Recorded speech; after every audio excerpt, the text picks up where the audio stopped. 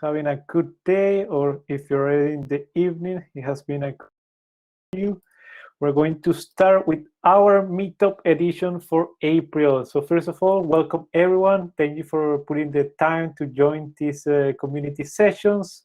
Again, it's exciting to be here. We do have the last meetup for April, and we have two great speakers for today. One of them is Tereze. She already joined, and Dan Henry, who will be joining halfway through the session. So for today, there's another thing that is special. This is the 50th event that we have done for these meetups. It started all with Manik, Sujo, and Royston, and then I joined it last year. There's been already 50 sessions. So we thank you for staying with us, for your participation in the community, for the comments, for watching the videos, recordings on YouTube.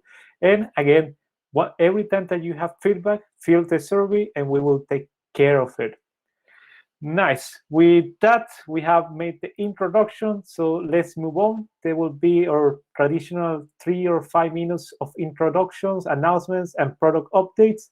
And then we will jump into our sessions. Here you can see some updates that came from the leaders. This group is led by Manik Magari in AMER, Royson Lobo in APAC, myself in EMEA, and now we have a new face there. You may recognize him. He's the author of 2 of the most viewed blog posts in MuleSoft. One of them is how to migrate from on-prem to CloudHub. It's very much in detail. And another one is around RTF, a full guidance on RTF when you're setting it up. These 2 are public in the MuleSoft blog, and you may have recognized Sandeep because of that. We're very happy to onboard Sandeep as one of our leaders for these meetups, and you will see more of him next month, I believe, already. Okay, with that, we kickstart some of the usual for trainings.mulesoft.com, the help.learn.mulesoft.com for any query that you have on training. That's point number 2. Point number 3, on questions you may have, you do have the forum or Stack Overflow. Again, Stack Overflow is very useful. Anytime you're thinking about data with and runtime, engineering team is actually looking at the Stack Overflow, and it's actually not replying to us on Slack channels. They go directly to Stack Overflow. So if you want active channels, that will be one of the most active channels. Guidelines for today, you can pop your questions in the chat. Anyone can try to answer as usual as our community. The remaining questions, I will ask them in your behalf at the end of each of the sessions. And keep in mind, all the sessions we do, you will get the recordings both in the meetups page and in the VirtualMuleys YouTube channel. If you're subscribed, you will get automatic notifications. You will also get the slide decks after this session, and you will be able to see it in the meetups page or in the YouTube description. Okay, with that, we kick the last one on your feedback. You can always give us your feedback. We have some sessions pending. One of them is on OWASP. We're going to plan something for May, late May, on that one. And with that, we're going to do a quick recap of our start of March edition. We talk about what is the importance of the food stamps studies that have been done in the United States for family of low income, and how that can be very beneficial, not only as a human factor, but as a part of the economy. The reason why I was talking about this topic in particular, and by that quote from Paul Krugman, which is a Nobel Prize winner in economics, is because we did the charity edition on March, where we were giving away money into one of these foundations and charities that works around the child food poverty. So thank you for your participation. Just by joining the meetups, every person that joined will donate £1 extra, and it was a total of 7,000, which Salesforce will duplicate. So thank you for helping us reach the goal. And with that, we will move on to the recap of March. There has been 3 great editions here. First, let's see the link there. I will share it just after this. I finish speaking. You will get the link. That's the link to the online English group. That's the VirtualMuleys, so you can see the recordings of all the sessions we had. I will share it in the chat. And just a quick recap. If you missed it, toughest integration challenges with Kevin, Francis, and Mark. Each of them are working as a consultant, as a customer, and as a customer as well. They have very different profiles, and they were talking us through for the most common challenges or the toughest challenges they have faced in the integration field. You can learn a lot by this session. In case you want to know, you can watch the recording. As well, the one on deployment considerations, think about CloudHub, Runtime Fabric, and even anything related with standalone. You want to have a quick view on how they compare to each other, you can see deployment considerations by Anu. The other session, very important around your C4E, think about how many times have you heard C4E? Do you know how does it work? Then if you don't, go to the Arnold session. It's basically one of our master class on it. There were more sessions coming. There was the PKO, Amer, and EMEA. That was IoT with MuleSoft Salesforce. This is game-changing for Green Office. That was done by Adam McGuire from Tier I Consulting. And we had the special guests Maria and Brett talking about hub and spoke architecture with Salesforce. Again, all these recordings are available. I will share the link in a moment. Now, the last one, event-driven architecture and deployment models for MuleSoft. You can see Mary Joy Sabal, Eduardo, and Ryan from Datacom and Capgemini. They will help us on those topics as well.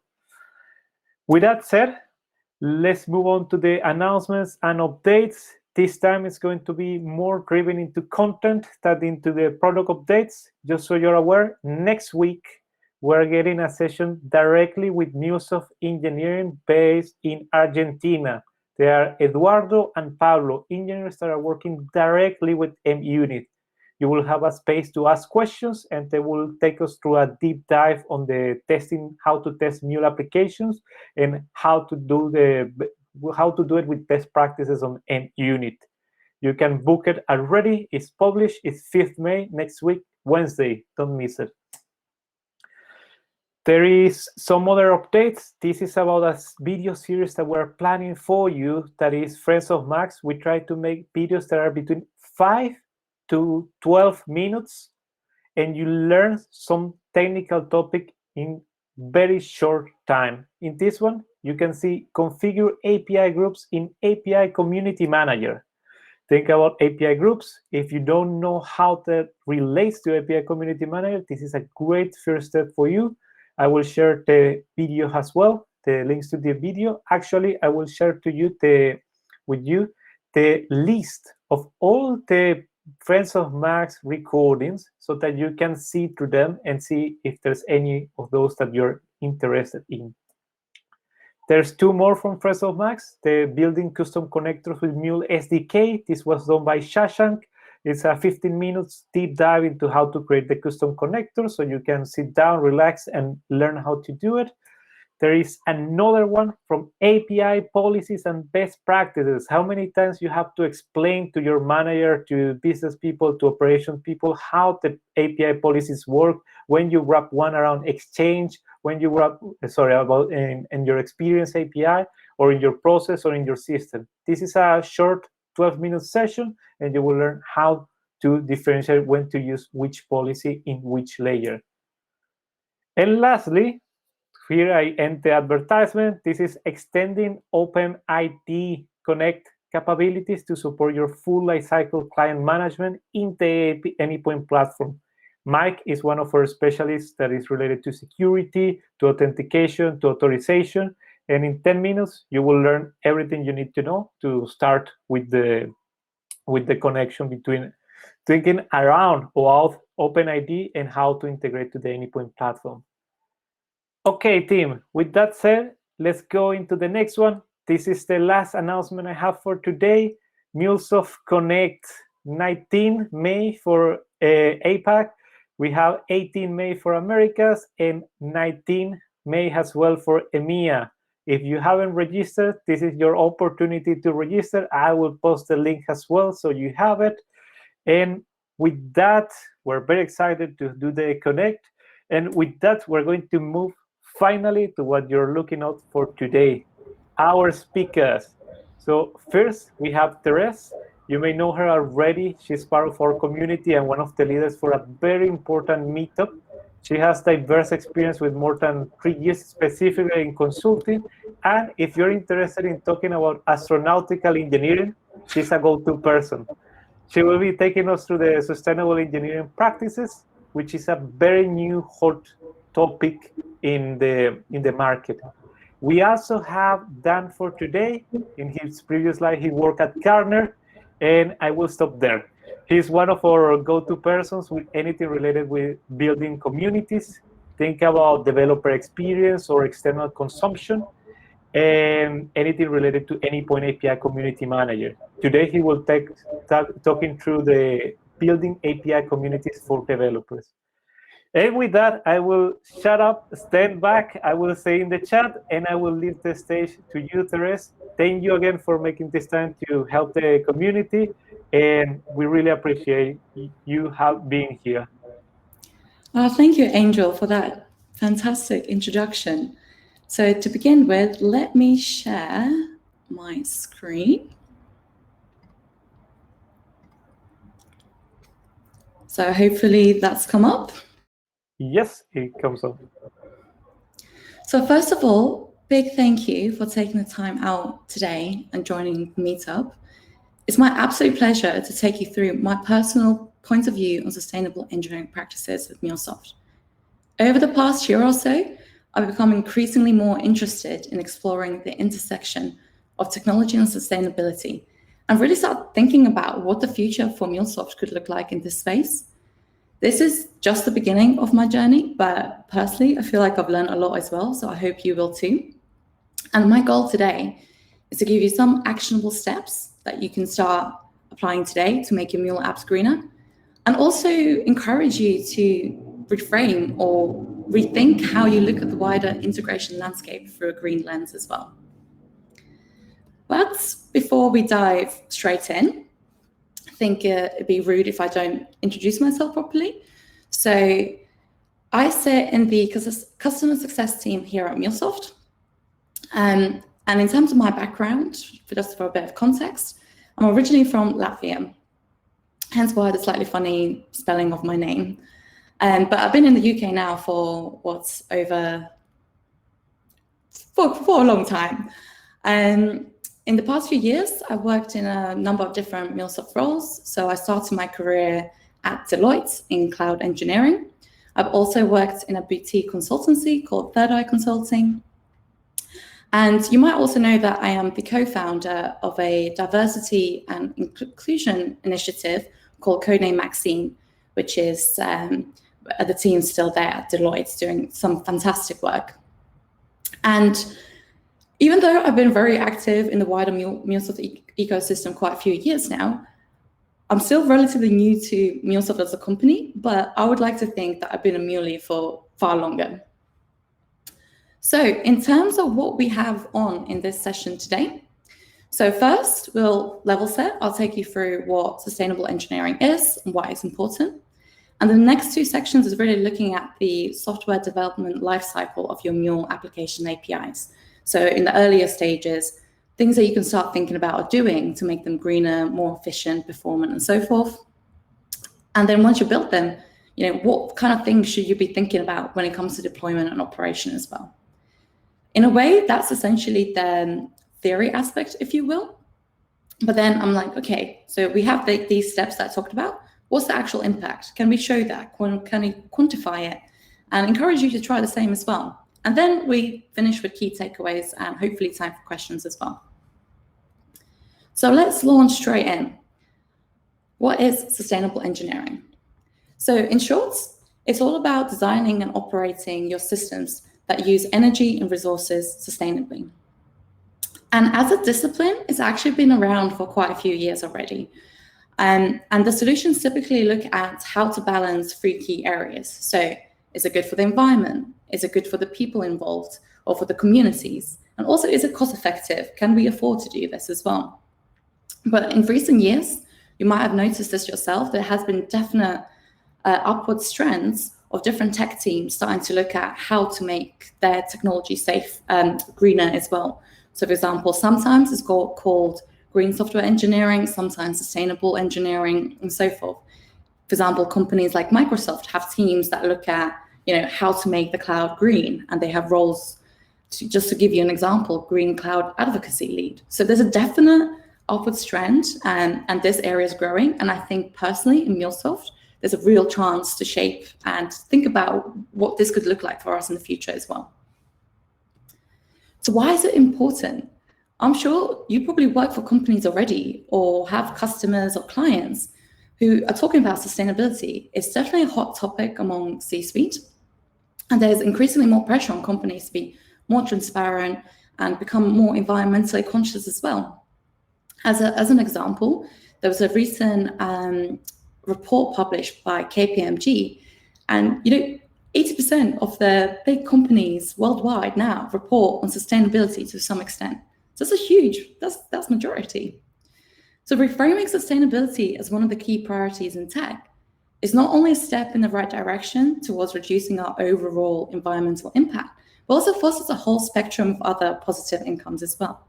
So naturally, if your application is optimized to run better, to run faster, to consume less resources, and also you better utilizing, optimizing your underlying infrastructure, it will be cheaper. So there will be cost savings. Two, you probably might already have seen this as well, but younger generations do have really strong environmental values, and they want to work for companies whose values align with their own. And lastly, it massively helps to improve your company image as well, and foster that increased customer loyalty as well. So just a few of my favorite examples that I like to talk about. So for example, Patagonia, they have an incredibly loyal customer base. They use recycled materials for their clothing. Their leadership are quite political on certain topics as well. They have a whole host of environmental initiatives. Another example that this company I absolutely adore. So personally, beer isn't my favorite drink, but BrewDog as a company, I think they're really breaking the mold here. So for example, recently they released the first ever carbon negative beer, which is awesome. They're also planting trees in Scotland and a whole host of other things. So I draw inspiration for companies like this and think, okay, great. How can in MuleSoft we do this as well? So let's look at the earlier phases of the software development lifecycle. So this probably won't come as a surprise, but if you're not on Mule 4, switch. There's a reason why Mule 4 is better, and engineering teams worked long and hard to make sure the overall way it operates, that it's optimized. So why is it better? So Mule 4 is built upon reactive programming principles. So what does that mean? In short, it combines asynchronous data streams with non-blocking operations. So now your Mule app doesn't need to wait for IO-intensive operations to complete before doing other tasks. Another thing, in Mule 3, you had to manually assign that processing strategy to each flow. So if you're really specialist in that area and you could do it really well, that's fantastic. But someone who's new, you could make it in a way so it's not efficient. Whereas in Mule 4, this is automatically self-tuned to optimize flow execution and thread switching. So what's the net effect? Essentially, you have greater concurrency and throughput, while also reducing the overall system overhead. There is a ton of material out there on this if you want to really dive in. There's, for example, a white paper on reactive programming and new foundations for high scalability in Mule 4. There have also been multiple meetups on this. So if you're interested to understand why and dig deeper, I would suggest leveraging the content that's out there.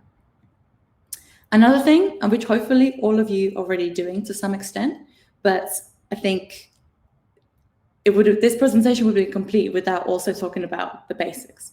So caching. Caching is great for so many different reasons. So of course, it reduces the load on your Mule application or API. Also, overall, it increases the messaging processing speed. And if you look at the bigger picture, there is a reduction in the network latency as well.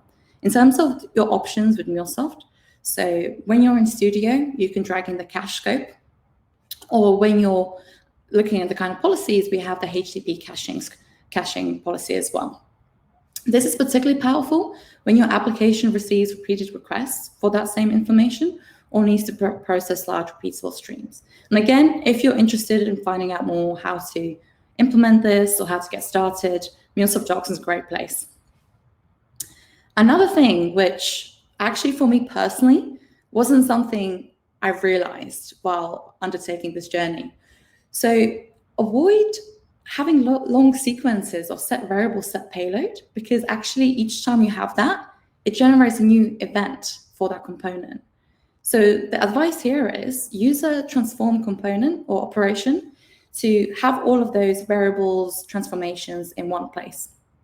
So now, it doesn't result in that additional processing, and you are reducing the overall system overhead as well. So for me personally, I had no idea that this is like what you should be doing, and that it does have an impact. Because for code readability or making sure that someone looking at code, often I've taken an approach of, oh, if I make it really easy to read and understand, this surely must be better. But apparently that's not the case. And later you see, I'll put this to test as well. Another thing, so I feel you probably might have heard of these components, but I don't think they're used enough. So if you have a use case where you're using video, large images, big, millions of records, or really chunky data, we do have the compression module, and with that you can either select the zip or gzip compressor strategy. So it's a really good thing to consider and utilize if it fits your use case. And another thing, so often during the actual flow execution, there could be a lot of metadata, a lot of other variables, and they're valid for a certain period because you need to do some kind of logic. But the minute they're no longer required, think about removing that to slim down your application. So, for example, we have a remove variable transformer, and that can help you to reduce the overall memory consumption of your Mule app.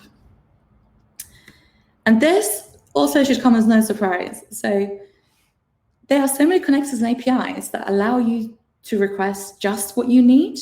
And so, for example, if you only need 5 fields for that object, request those 5 fields instead of the whole 30, because it does make quite a big difference. And, for example, some of our connectors, like Salesforce database, you can use a query-like language to specify exactly what you need, and use filtering as well to narrow down that desired data set. And also when it comes to APIs, like OData or GraphQL APIs, again, similar principle. They have a way to query the data exactly that you need, and it reduces that overall payload size and so forth. And conversely, if you're designing an API, think about how you could do the same. So, if you're just designing an endpoint that always returns all the data without any filtering or being able to specify what fields, that's going to add extra load and make it slower, especially the response time and processing as well.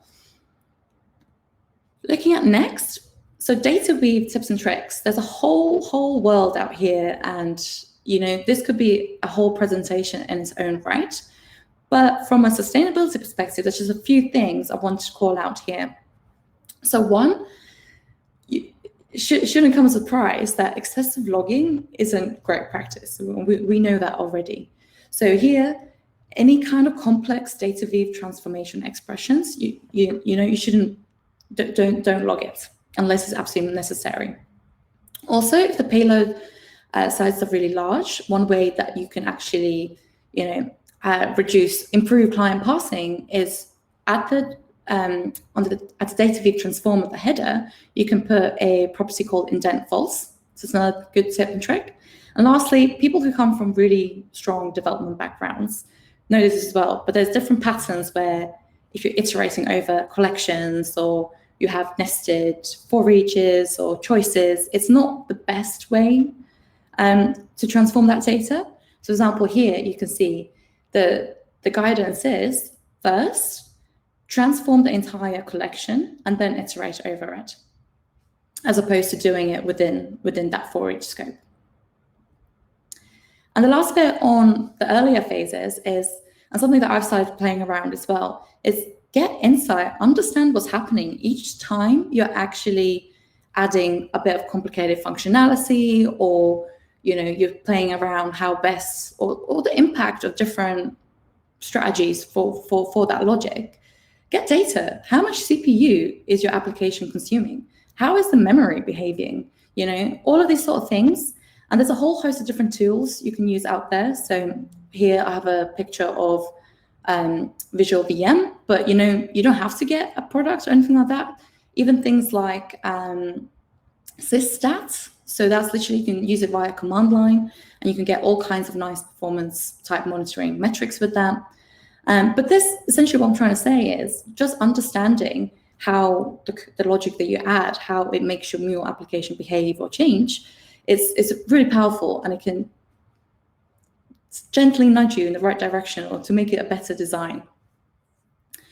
So now that we've looked at things that you could do during design, architecture, implementation, what about now that you're ready to deploy, what do we need to start thinking about?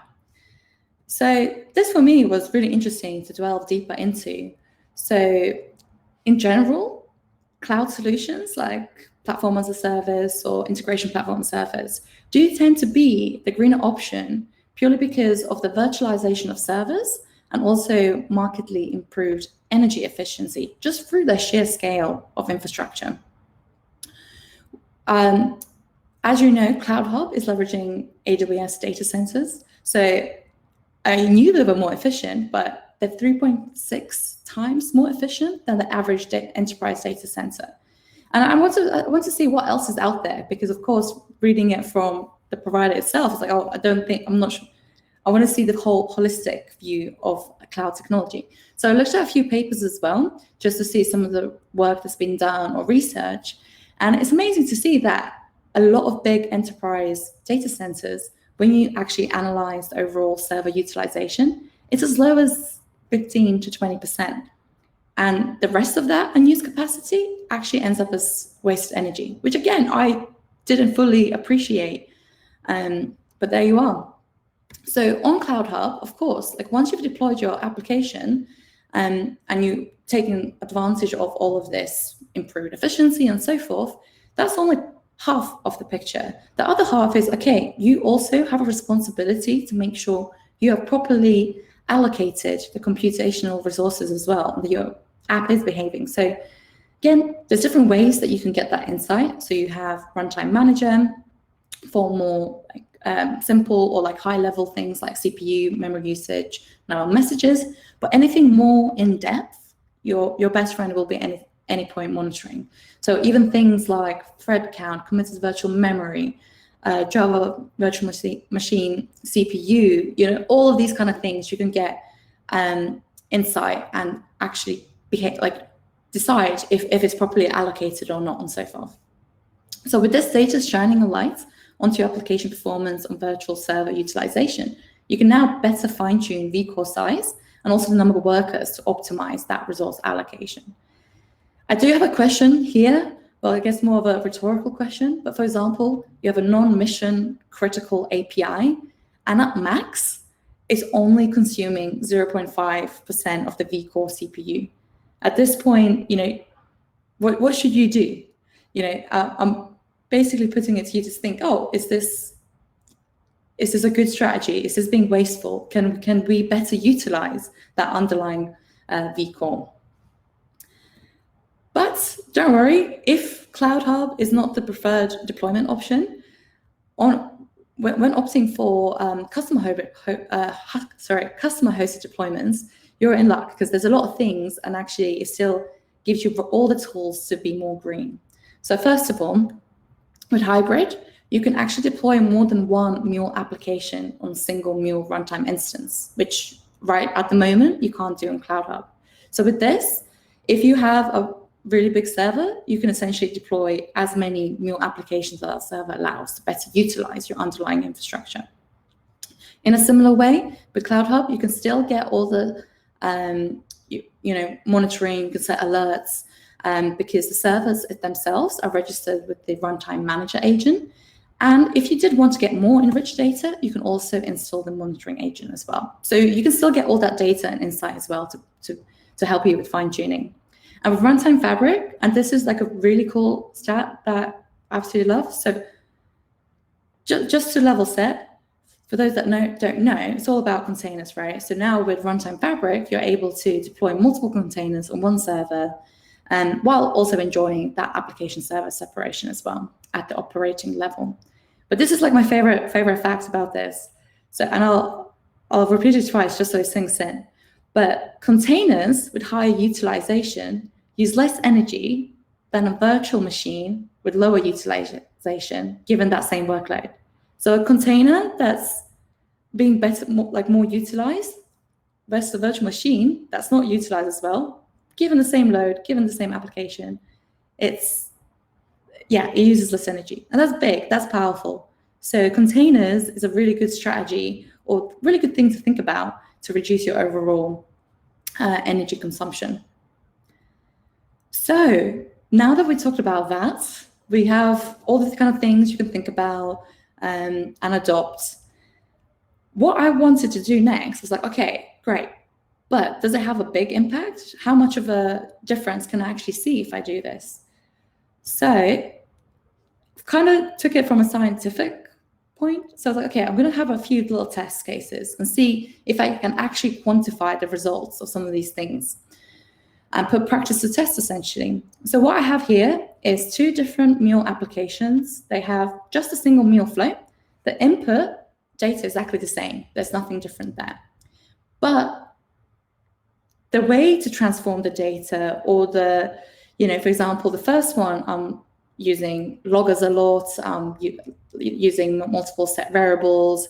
The logic is quite complicated. The end result, in theory, is supposed to be the same, as in the transformation is the same, or the output is the same.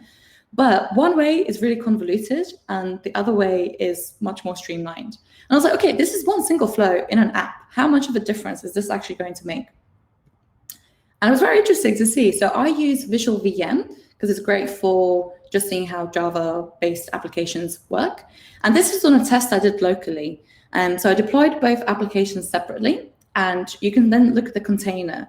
And I've never had done this before. So for me, it was like, for me personally, it was like really interesting just to see the effect. So first of all, right at the beginning, you see the Mule runtime and application being deployed. So you see a little spike in CPU. And the first one, essentially, another thing that I should point out, what I did was run the batch every 30 seconds. So every time you see that spike, that's when the batch is going. And the results, definitely you can see the difference. So with the first one, max CPU, 19.4%, whereas for the more streamlined one, 5.8. And again, another interesting thing you might see is that not each batch run is at the same max CPU, like it varies. So like, okay, so of course, like that's to be expected. So what is the average to make it more comparable? And in fact, it's almost 3 times more efficient just by cutting out the excessive logging or being more smart about how you transform your data as well. And out of interest, I looked at heap memory as well. So here, the key takeaway really is it's almost 250 megabytes per batch run, whereas with the other one, it more incrementally goes up before resetting. So that's my test one, and I was quite surprised to see quite a big difference just by one flow running it locally. The second thing, even more simple test. So it's like, okay, something that I've been asked to think about carefully is like, how many fields do you actually need? Is this all the data we need? And I wasn't sure how much of a difference that would make. So this test, we have it's one application with 2 endpoints. One of the endpoints is requesting all of the fields. The other endpoint is requesting just a subset. And this time around, because I wanted to play around with more technology and get a better understanding, I actually deployed that application Cloud Hub and then used a tool that can help you performance test to see what happens, like how it handles it on Cloud Hub and what is the throughput, what is the actual response time. And again, it's a very simple test. I didn't do it extensively, but I used a tool called Flood.io for this performance test. And again, there's so many different tools out there. I had never used this one, so I wanted to get hands-on and just learn a little bit more. But essentially a testing platform that it leverages open source tools. So for example, JMeter. So on the back end, it's automating these JMeter either scripts or tests. So I have 2 very simple tests for 15 minutes. I'm trying to hit these endpoints, and there's 15 users, just to see what happens. One of the first things you can already see here, the response time, is almost 300 milliseconds difference. So that, for such a simple test, it's quite a big difference as well. And you can see the throughput as well is massive, much, much bigger. I'm not going to work, 30 times bigger, something like that. And then also with this platform, it's quite interesting to get the different, you can get really nice graphs. What I want to highlight here really is, one, the platform can show you when, it's failing, or, if you have specific tests, it'll give you all of that nice insight. But with here, I just want to show you the range. It does fluctuate. So it's between 400 to 1,000, and this is for the endpoint with all. But you can see for the endpoint with less, again, this fluctuates and the time scale is a bit more, hence why it looks slightly more erratic. But again, you can see a big difference in terms of response time. So those were my two very simple tests, just to see if this does work or what kind of impact it has overall. But let's finish off with the key takeaways. So, as I said, this is just the beginning of my journey. I'm really curious to learn more and build out and consider other ideas, like what can we do next? But one thing I have learned at this point is that you genuinely have the power to have an impact on sustainability. So don't feel like you are powerless or anything like that. You just even having a conversation in your team or reframing how you look at your wider integration landscape is already a step forwards. Also, just by doing this, you reap a whole host of additional benefits. So again, you have better API performance, you can reduce costs, you can attract top talent who's environmentally conscious, and also corporate responsibility in the image as well. And lastly, this is just the beginning of my journey, and I hope you can see how easy it is to get started and also adopt some of these things. Some of these things you're probably doing already. And again, lastly, I hope you enjoyed this. And if there is anything that you've done or worked on that you think would really help grow this area in MuleSoft, I would love to hear from you, because I'm sure our community is very vibrant, so much experience. So again, I would love to hear from you if there's anything else you think we should be focusing on or doing next, or if this is an area you want to really see growing, or even like sharing other things that you've seen with customers and so forth. So with that, I'd like to say a big thank you. And I'm not sure if I think we have a few questions, time for a question or two. Yeah, we do, Tereze. So first of all, thank you for the great session. Is interested in do kind of a roundtable exercise, you can please put it in the chat and we can give you between 2 to 5 minutes in case you want to interact and talk about the use cases that you have seen around sustainability with engineering. This will be something completely spontaneous in case that you want to join. Okay, from the questions itself, we have, the first one was a comment from Tejas. The question is, what are our thoughts on showing metrics on energy consumption from the applications on any point platform? It's more like an idea than the question itself, but have you considered anything of sorts is the question. I mean, I haven't yet, but it's definitely something that I want to see what more we can do on the platform and how to expand it out, or even just visually show the energy that's been consumed. Or, I think it's quite powerful when people see, let's say, the energy consumption, CO2 emissions, things like that, and then it like starts shaping behavior. But again, all of these kind of ideas or points, like please, like if it's something that you think you would benefit from or would help your customers, just keep them coming, because genuinely, as I say, this is the start of my journey. I feel like there could be really great things that we can do here. And I just want to leverage the community and see, what you want to see and how we can do this. Because again, especially with things like performance testing, I'm not an expert. I'm just looking at that, and that's like one angle, one lens, essentially. There's other things we can do, right? So again, something that we'll definitely be looking at. Well, and the ideas don't end up there, Tereze, because we have another one from Stephen Harley that is related to coding styles. Maybe we can think about coding style checkers like SonarQB, static analysis tools, that can actually tell you a green profile So when you are doing the code analysis, you're actually looking for concepts of how you do a more energy efficient. Is this related to good practices in all cases? That would be a question that it needs to be thought of. That's a comment from Stephen. And I think there's a lot of truth in that. A lot of this overlaps with general good practices or things that you should be doing either, to optimize performance or keeping your code clean, etc. So absolutely, I think this really is like reframing how you look at it and just maybe taking a step further to be really, critical, like, oh, is this the best way to code it? Or, what is actually the profile of the application, so forth. So again, that's really, really great idea, Stephen, and thing to pick up as well. Now, Tereze, thank you for answering this too, but I have a tricky one. This one is coming from Texas. He apologized in before. Do you see the business model of having to buy vehicles up front instead of pay as you go leads teams not thinking about optimizing their applications, since you will be paying the same regardless of how long an application is running or processing for? Yeah, I think, especially with customers, is the age-old question, right? They sometimes say with API-led connectivity, if you want everything to be separated on a separate vehicle, etc., it ends up being very expensive.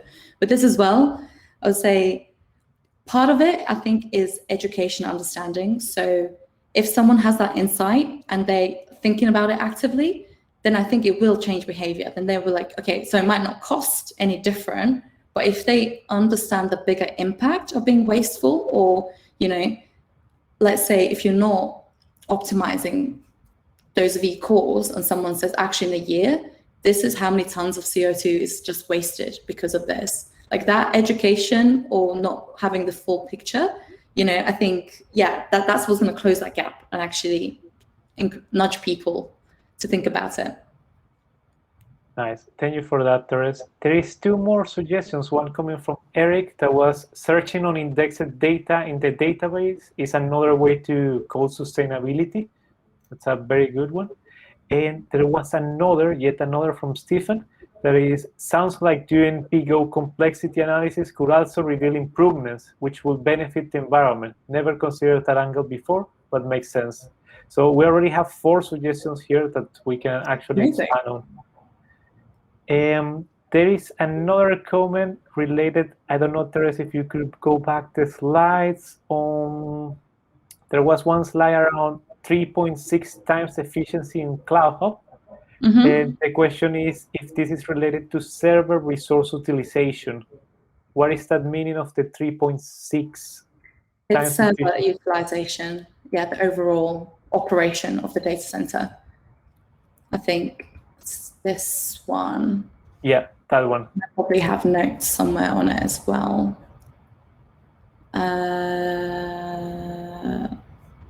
Yeah, I'm pretty sure it's server utilization, but I can double check.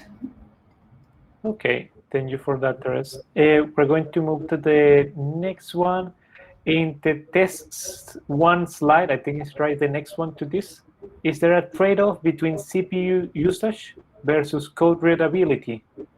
Having these extra components visually displayed, for example, that's another question from Tejas. Yeah, that's a really good question. And I think what I would encourage to do is, for example, so I use multiple things in that test, right? What you might be able to do is, let's say, look at the difference when you're running it locally if you do expand out the variables. So again, if they're very simple variables and your flow elsewhere has really complicated logic, actually that difference might, you might say, actually, this is minimal, this is absolutely fine for code readability because it outweighs it in this case. But the whole idea is, without actually having that data or looking at how your application evolves during that development phase, you won't know, right? So I think that it's a really call to arms as well, just to see what happens, take a closer look, not just is it doing functionally what it needs to do, but also how is it operating? What of a difference does this make? So that would be my suggestion. Get stuck in and see what difference it makes, and it might be that it's fine. Well, and there's another point there, Terence. This one is made by Mana. I like it. Is I will choose efficiency any day over code reliability. Nice thing with Mule is natively low code, so it's a win-win. Mana, I'm guessing that you are coming from whether financial background or in related to airline businesses, because those ones are obsessed with performance. I would say in my case, it really depends. I don't know, Therese, how you have seen it in yes, financial. There you go. I knew it. Got it. Okay, Tim. Do we have any other questions for Therese? I think we're at time as well. Yes, you're right. We are already on 45. We have one last comment from Stephen. We could also encourage compiler designers to consider environmental impact of their design decisions. So there's another idea there. I'm literally, after this, going to copy all of these ideas and make a list. So yeah, keep them coming. This is amazing. We maybe can publish this as a LinkedIn article, Therese, related to this meetup. So that way it's something that we can raise as well to, not necessarily raise to product, but we can ask around, because in the end, it could be that it turns out to be an idea in the ideas portal, or it's something that actually product team is interested in. Okay. Thank you, community, for the very interaction that you have given so far. And again, Therese, thank you for the time that you put for the community. Sorry that we didn't cover all the questions so far, but we need to make space for Dan. And again, Therese, there's many suggestions here. I will make sure to share it with you from the chat. And Dan, with that, we're opening the mic for you. Awesome. Hi, guys. How's it going? Yeah, you can write in the chat, guys. Great. Nice to meet everyone. Welcome, Dan. And again, thank you for making the time. You should be able to share the screen in the part in the bottom of the screen. And yes, for anyone that have liked the rest session, please leave the shout outs there, because we usually share this information, this feedback within the meetups groups, so that everyone knows the value. Oh, Dan, you're getting the highs there as well. And Terese, you're getting the thank you for the great session. There's at least 8 comments around it, so feel free to take a look. And I've just realized, Angel, I've lost my intro slide. I can't remember if I sent it to you. Intro slide, don't worry, I will get that for you. It should be... Oh, 1 second. This does anyone have a joke or some other thing that we can use in the meanwhile?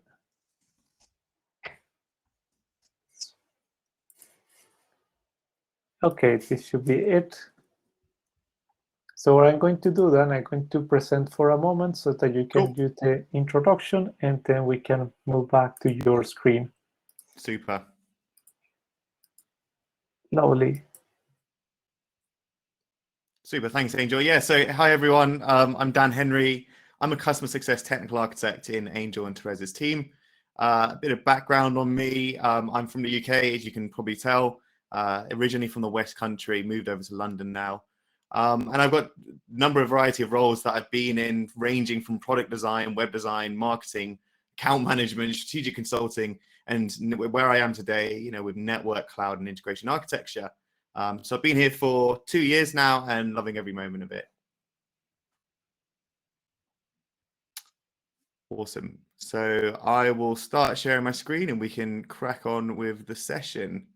So give me a moment and...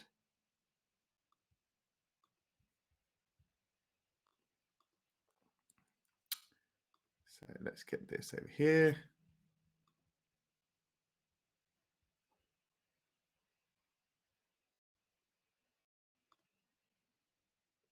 And we'll enter full screen.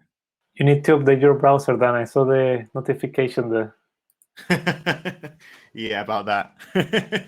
Great. Okay, so today, guys, I'm going to be talking about building API communities for developers and what we see as the new consumer, the API consumer.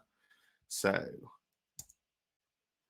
in terms of the agenda, what we're going to run through is implementing the API community with the right approach, lessons we've learned from working with a number of customers across the globe over the last year and a half since we released API Community Manager. We'll also look at how you can define use cases for user-centered design, the API community operating model that we've tried and tested and taken feedback from customers on, and then building your community with the API consumer's journey. I'll also try my luck with a demo. I'm really hoping the demo gods are on my side today, and we'll finish off some key takeaways. So, introduction, background, implementing your API community with the right approach. So a lot of customers, when they start on their journey with API Community Manager and building out the API community, was going, okay, scratching their head and trying to work out, well, where do I start? What should I start with? I've got tons of APIs. Which ones are the right ones to focus on? So we actually like to use this model that is defined by Gartner, which talks about the 3 levels of APIs across our API ecosystem and application network. So we have the enabler, and these are the APIs that enable those critical integrations. Think about batch integration between 2 systems, or just scheduler applications, for example. We then have the indirect APIs, and these ones, unlocking critical business functionality, any capabilities, so like customer order API, for example. And then we have the direct API, and this is, one that would generate direct business value, and it could be a monetized API product that we host out to the rest of the organization through chargeback model, or to external consumers or partners as well. And each of these play a pivotal role, and the number of each type varies.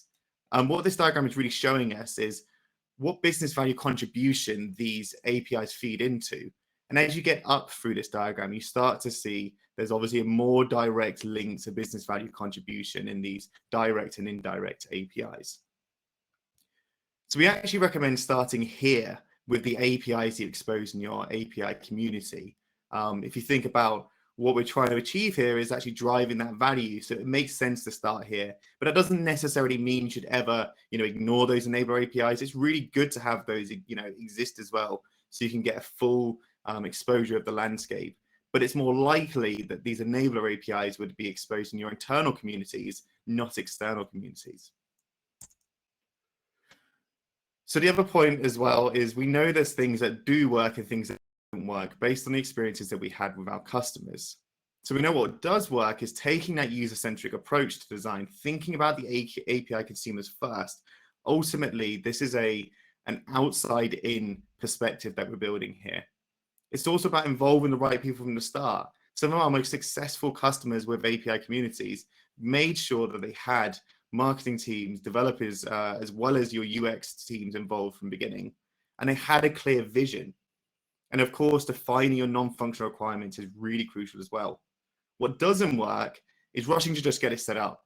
Just treating it as another technical project that we're going to slip in and hope that it does something, surfacing all APIs from Exchange and just going, okay, great, let's just see what happens. We saw one customer do this. I won't call them out, but they ultimately ended up with another type of Exchange with slightly nicer visuals. And that's not what we're trying to achieve here. And of course, building API communities based on the group structure in your anypoint org doesn't work. And flipping the other side of that coin in terms of user-centric approach, failing to confirm what your customer needs can also really be quite painful. So there's 3 key steps to the build up to release the API community. And what we're going to focus on in this session is around that discovery and planning phase, and these aspects that really get you to that point where you can actually go, great, we know what we're doing. We're going to start installing and setting up the community. So the first point is having that solid vision and value proposition. Now, all the best API portals have a solid vision or a value proposition. It clearly sets out to the stakeholders involved what the product will do for its customers. And when you do start to evangelize your community, this becomes the spearhead to those efforts. So here's some examples of award-winning API portals and the visions they set out. The Twilio one's probably a bit wordier, and it's, but it does help you to understand that about enabling developers to build, scale, and operate real-time software communications within software applications. But then the Visa one, I think, is probably my favorite one because it's just so clear. The power of the Visa network delivered as APIs. I mean, how much clearer can you be? Everyone involved, the people building it and the people using it, know exactly what they're going to get. And if you're looking for a solid value proposition as well, there's a really good tool by Strategizer called the Value Proposition Canvas, which helps you identify your customers' wants and needs and their fears and brings it back into the benefits and the features that we would need to deliver to appease to those. But we do recommend looking to see if there's other tools and frameworks in your organization that are already in use today to help you use something that the rest of the organization is comfortable with. So once you have that vision, you need to think about the use cases, the user stories, and how you'll deliver on that API community. So that's why we recommend adopting user-centered design. So when we start with the vision, we want to think about focusing on always starting with the consumer. This needs to be your guiding light for continuous evaluation. But it's also important, when you do that, it allows you to then hit these other points here, having that outside-in customer experience, embracing openness and experimentation, having an API business model to support that, but also engaging with partners to co-create, designing and delivering those API products, driving API consumption, and of course, observing, measuring, and iterating. We'll get onto that in a bit more in the next slide. So the best way we can make sure we always start with a consumer is through this model called user-centered design. And user-centered design, or UCD, is an iterative design process in which designers focus on users' needs in each phase of the design process. So the design teams involve the users throughout the design process through a variety of research and design techniques to create highly usable and accessible products for them. So you start off with understanding the concepts of use. You ask the user. You specify the user requirements. You're asking a user. You produce the design solutions, wireframes. You check again with the user. You see what we're getting here is that once you keep doing this, you make sure it's always going to get you that successful design solution. And when we're in UCD, we base our projects upon an explicit understanding of the users, the tasks, and the environments. So the aim of the process is to capture and address the whole user experience. So if you're going to do that, the design team needs to include professionals from across multiple experts and stakeholders. So the experts may evaluations that produce designs using design guidelines criteria, but you should bear two crucial points in mind. First, to span the entire user experience, you must involve users for evaluation. And second, you need to ensure long-term monitoring of use. And a key point here, as I said before, our most successful customers did make sure that they had product managers, they had marketers, and they had the designers involved in the whole process to make a really visually appealing and easy to use developer experience. So once you have that multidisciplinary team in place, you can create what we call the API consumer journey map. So identifying our user types and personas are powerful and help us to understand the API's needs and concerns, but they don't go far enough to provide the context. And this is where the journey map comes in. You can actually find out about user types and personas and journey mapping in our white paper, Developing a Winning API Product Strategy. But for now, we'll just explain the 5 key stages and how this can be applied to the journey of the API consumer. So I'll give you an example with 2 slides to think about. So in the first example, we're going to think about a DIY store. And in the second example, we'll think about the actual API consumer journey. So if we imagine we're in a DIY store, the first thing in discovery and learning is we're actually going to discover the shop on the high street, for example. But if it's the API consumer journey, we'd find that API portal online. We discover that. In the envisioning and experimenting phase, if we were in the DIY store journey, we'd be looking through the color swatch. We'd be finding a color you like.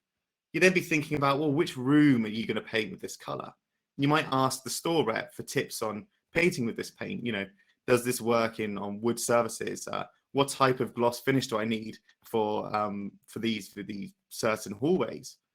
But in the envisioning and experimenting, it would be about finding an API product that has potential, thinking about the use cases in your organization that it provide value to, and then asking questions in the forum about that API product, getting a bit more understanding. You then get to developing and troubleshooting. So you might buy like a trial pot and test it at home in the DIY store example. But in the developing and troubleshooting for API consumer journey, you might use the mocking service to understand the expected behavior. You might then request access to a sandbox API so you can test it with some sandbox data and trial that integration.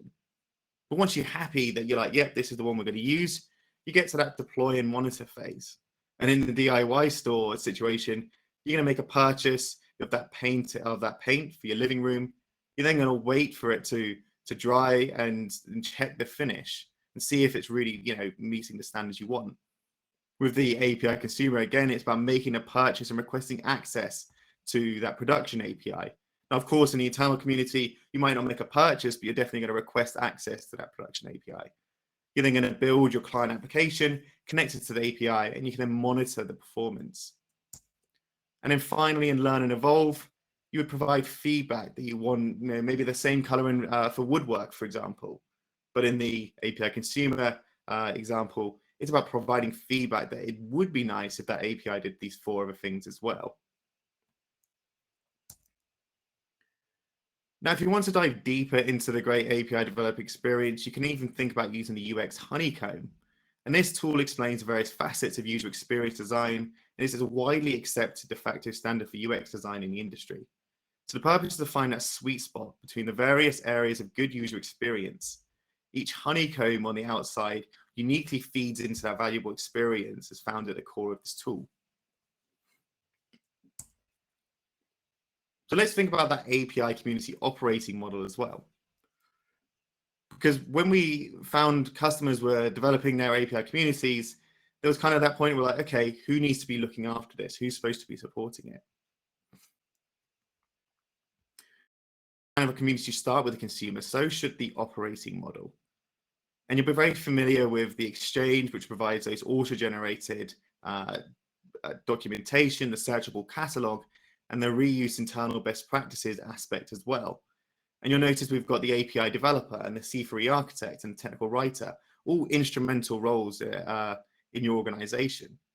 But when we want to mature our API program, driving widespread adoption internally and externally, engaging API systems and exposing APIs as products, we need those additional C3 roles as well. So this is where we then bring in our API product managers, our API program manager, and community operator. But these are all roles that already exist in your C4E, or should so anyway. They maybe the product managers not yet, but when you are maturing to that point, we're like, we're starting to treat APIs as products. This is where it comes in.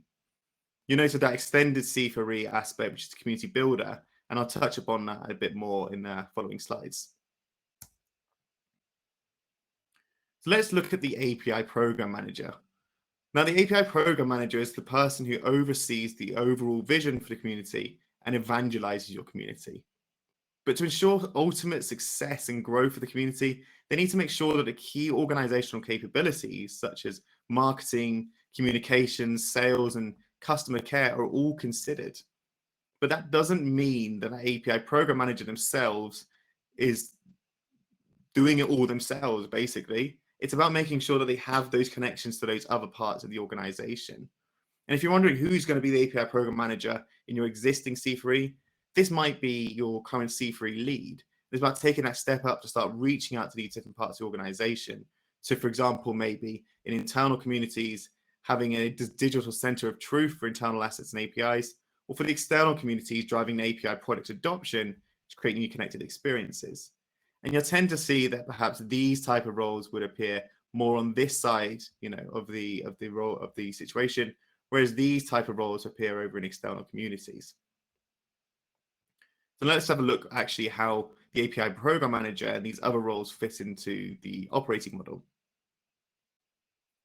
So when we first look at the operating model, it's important to see where the different roles and responsibilities reside. So this can be simply separated into the ownership, development, management, and maintenance of the API community platform itself. And then it's the ownership, development, management, and maintenance of the API products that are surfaced in the API community. So starting from the top, you would expect to see your product teams, and these ones will maintain the life cycle of maybe a single API or a collection of APIs that are surfaced in the community. And these would consist of perhaps the API product manager, the API developer, and a technical writer. Then we have the teams that own the community. First, we have the community builder, who is involved in the initial setup and the refresh of any of the community's UX or UI. And this could be the branding, the look and feel. And this tends to be an ad hoc role as and when requirements arise. But for the regular operations, with the API program manager, we have the community operator. And as mentioned in the last slide, the API program manager is all about that overall vision and strategy for exposing and promoting APIs, making a compelling experience and driving consumer engagement. The community operator, just as integral, is responsible for the day-to-day management. And this could be for managing members, it could be for managing updates, or the coordinating of support issues.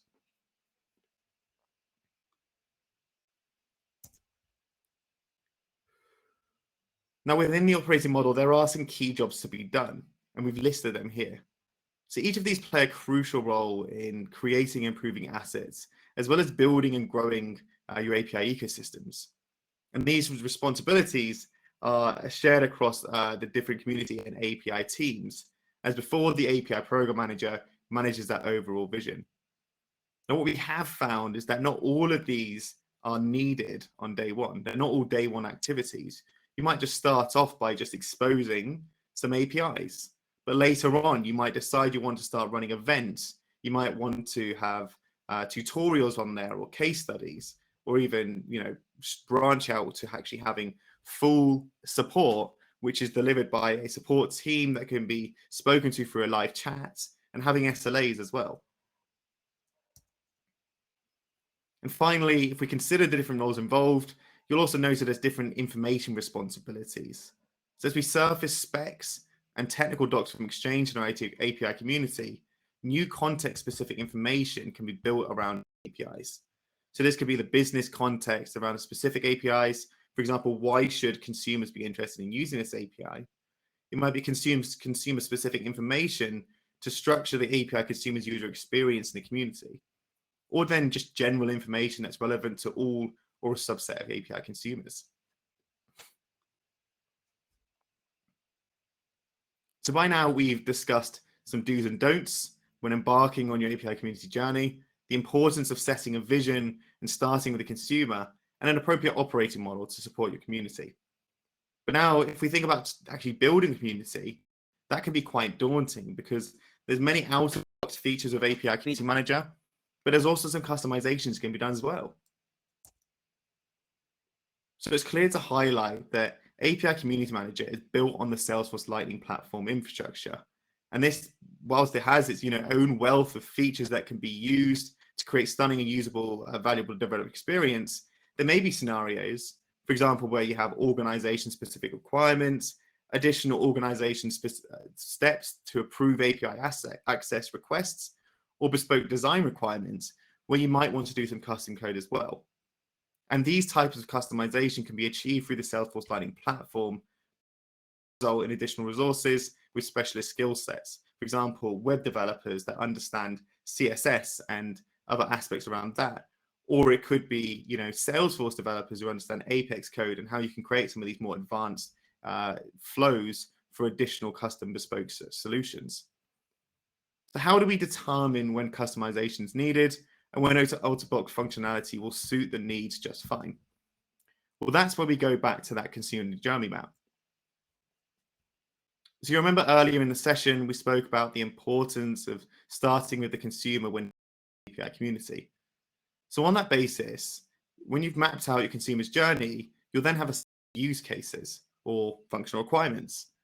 Add that to your organization's non-functional requirements, you'll then be in position to form a decision as to whether you use out-of-the-box functionality or whether you need a custom solution. So what could we do with out of the box? Well, I'm going to do something extremely risky. I'm going to try and do a demo in live manner now. So let's see how this goes. Now, I did have a slight mishap earlier today when I tried demoing with my other one. So I'm actually going to show you here. I have a couple of demo organizations. This one's called Out of the Box Outfitters. And you can see here, you've got some displays here, but we're actually going to go through the demo from another one of my orgs. So I'm going to say not now. Oh, let's get back here. Let's think about that API consumer journey then. So I'm discovering this this API portal on the web, and I'm just this is like the storefront. This is where we start off and get to feel for like having a walk around the store and going, okay, what can I do here? What's available, and what would be interesting for me? And so you can see here we can post some news, we can post some information about events, or even just have a bit of an introduction about who we are. And this fictitious organization, London Technologist, wanted to start off some snazzy pictures and gives you some bit of information as well. Now I'm going to take you through that. If someone decides they're actually ready to interact a bit more, so they're going to log in. So I'm going to hope that this actually does log in and doesn't give me any problems. So let's get this to go. Henry plus Bill.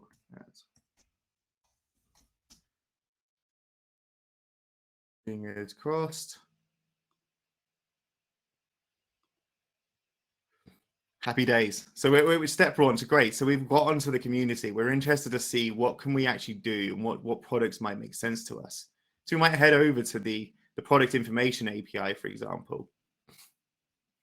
And we would head over here. We start to see some documentation about the API to understand, well, what can it do for me? What does it give me? How can I consume it? And what's, the other aspects that might be important, such as security. I'm going to head over to the API console. And you'll see we're using this, the standard 3-slate model that you would expect to see on most developer portals. Of course, had to take a bit more time to load, as it would do when I'm trying to do a demo. But as you can see here, we have down the side your methods and resources, your endpoints that you might want to look at. We've got the documentation.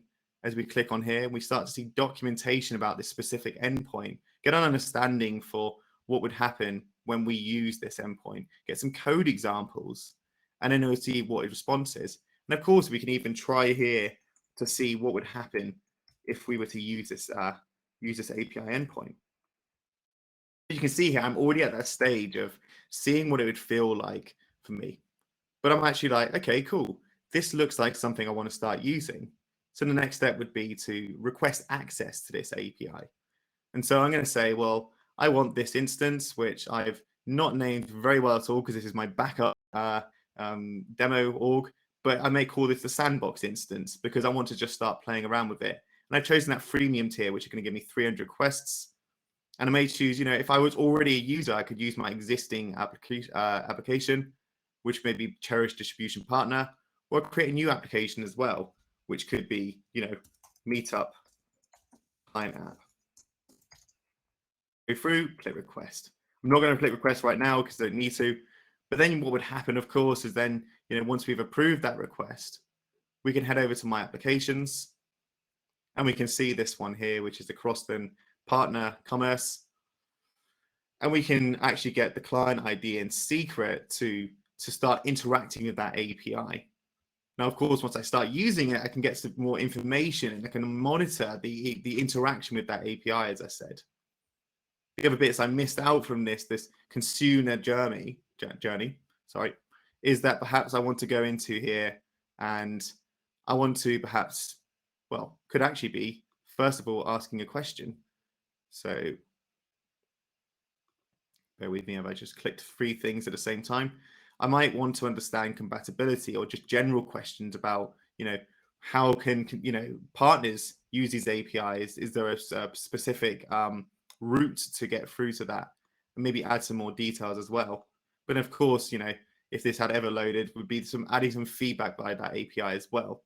We do have some more exciting features coming out in following releases, which will actually enhance this even more, so that you can actually contact the API owner directly and get some more feedback. So you can see how we've built this consumer journey and gone all the way through. Now, I'm not going to lie, I could probably take this even further, get some more feedback from the UX team and understand what makes sense to hit first to help consumers understand. But that's all about what that would bring to the table. Great. So I managed to get through the demo. That was quite scary, but I'm glad I did it. Let's get back to the session.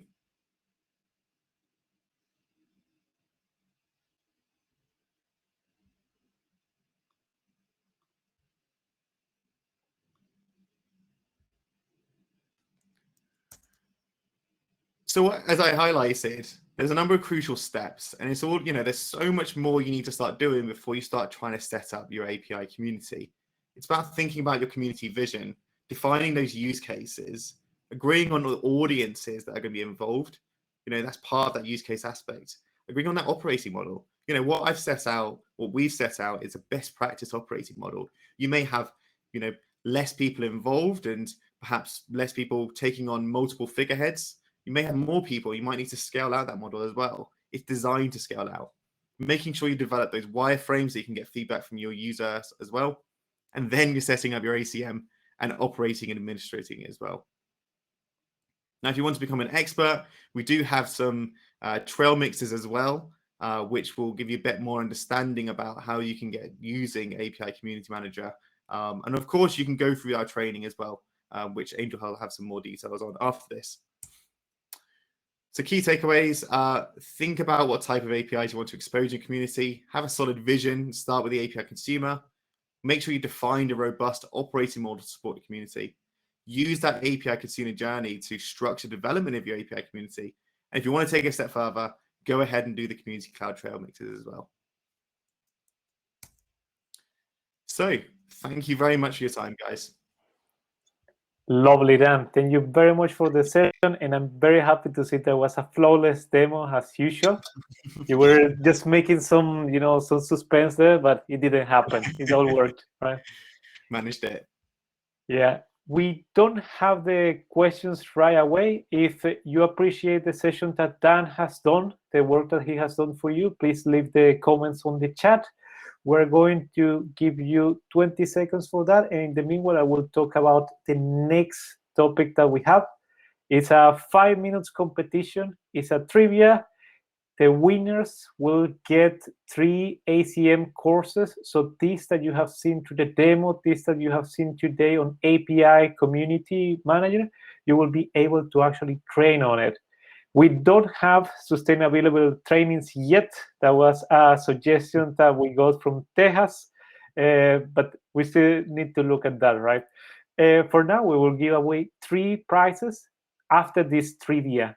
So if everyone is ready, we're going to start. Again, thank you very much, Dan. We don't have any further questions. Oh, there is one. Any recommendations on when to use ACM to manage information metadata versus using something like Confluence? That comes from Miguel. That's a great Chavez. question. Yeah, definitely. And I think, especially when it comes to internal communities, that becomes much more of a relevant consideration as well. If I'm honest, I think Confluence definitely still has a part to play in your API ecosystem and the way that you encourage developers to get more involved. I think there's a bit of hand-holding to be had between Confluence and your API community as well. But that doesn't necessarily mean you have to have Confluence. You could absolutely just go straight for Community Manager as your one point for metadata and build it all out there. The huge advantage you have there is you can, of course, have more comments and feedback and a more of a community feel around it.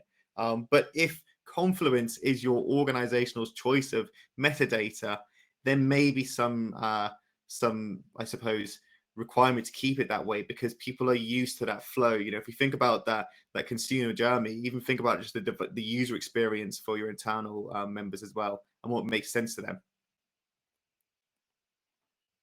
For the thoughtful answer, Dan. Miguel, let us know if that already addresses your question. If we do not have further questions, then please say thanks to Dan. And oh, there's another one. Dan, is this a free capability in MuleSoft or do I need a specific entitlement? This one is coming from Tony Munene. Yeah, so this is an additional license package that you can get hold of, which would basically just take you to that next level of capability in your API ecosystem. Thank you for that, Dan. And with that, we finish your session. I will stop the questions now, and we will jump into the competition. Again, thank you, Dan, and thank you, Tereze, for the time that you put to put these presentations. Very helpful for the community together. And thank you for participating. Now, we're going to move to the next one. Next part, let's do the trivia. We're testing a new tool. Let's see if everything works as expected. In the screen, you should be able to see a code and an address. The address is menti.com. If you haven't used that tool before, you just need to type menti.com in your browser, and then you need to add the code that you see in the screen, that is 40625009. And you're starting to join. Please put nicknames that you're able to differentiate yourself, whether this is adding your first name, last name, and a number. Oh, wow. Yeah, we can see everyone is joining. And let us know if you're having any issues. It should be as easy as joining from the browser, and you will be appearing in the screen. You will have a logo that identifies you as well, just by besides the name. And once we're all ready, we will start. We're getting 27 people connected, and there's 56 people in the chat, so we will wait a little bit longer. You may be watching from the phone. It may be harder to connect from there. Next time we will include a QR as well. Okay, we have 30 people. Is anyone else having issues or not able to connect? Okay, if there's another one there, 31, Donut. Okay, we still have more joining. Let's give it 30 seconds more, and then we will start. The way this will work, you will get the question in the screen. You have to answer. The quickest answer gets the most of the points, but make sure that you read the question.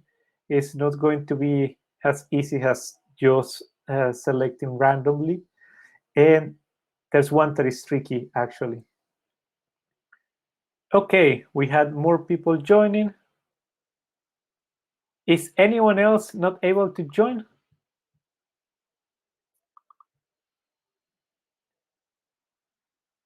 $33. Okay, with that, we're going to start the competition.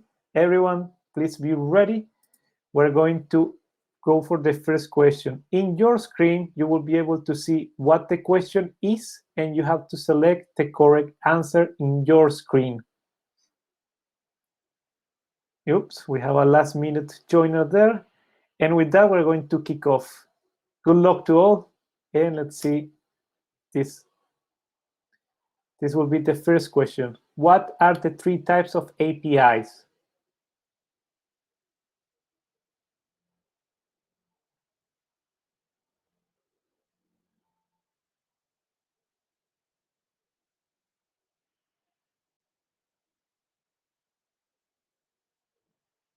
Okay, everyone has voted. We can see 27 going for the correct answer. Congratulations.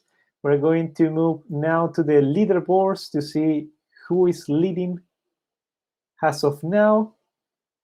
You can see your names there.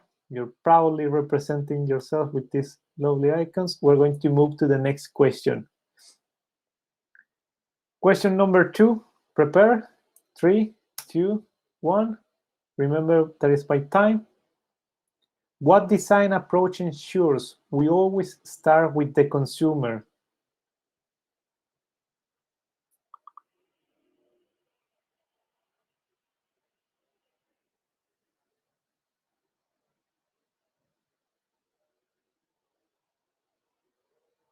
Okay, there's 2 more people thinking.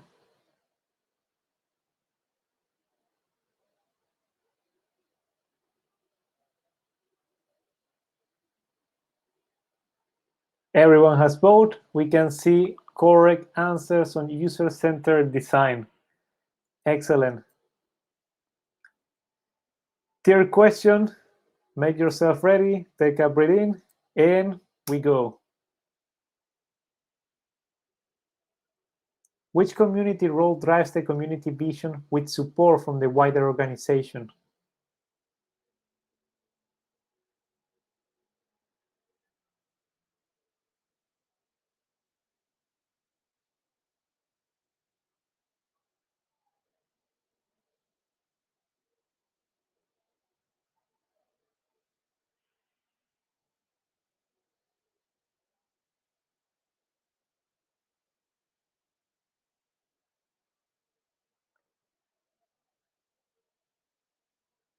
Time's up. Again, 20 correct answers. It seems that people are really paying attention to the session. We have a very good answer rate so far.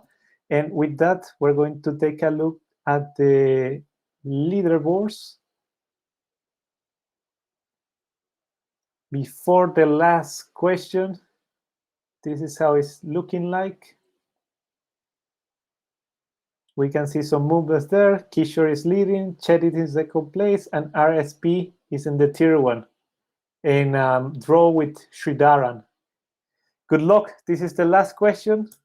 Think through. In 3, 2, 1, we go. How do we define the path of API consumers discovering the community all the way to deploying innovations that connect to APIs?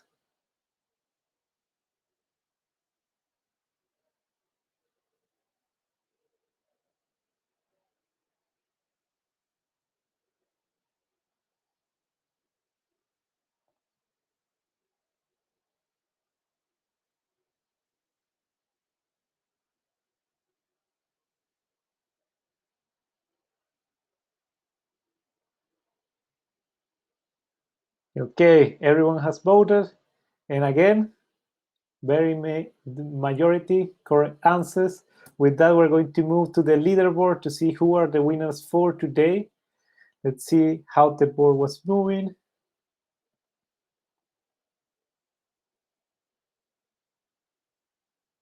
Congratulations, Stephen Harley. You achieved almost 40,000 points. We have in second place RSP, and in tier 1 we have Sridharan. Can you guys please direct message me your emails in the chat? You just need to click my name and click direct message. Please do that, and I will be able to get you signed up for your ACM courses. And again, congratulations, and thank you all for participating. We hope that the session today has been helpful. And with this, I'm going to stop the recording, and I will stay in the live until we get Stephen, RCP, and Sridharan to get their nice courses.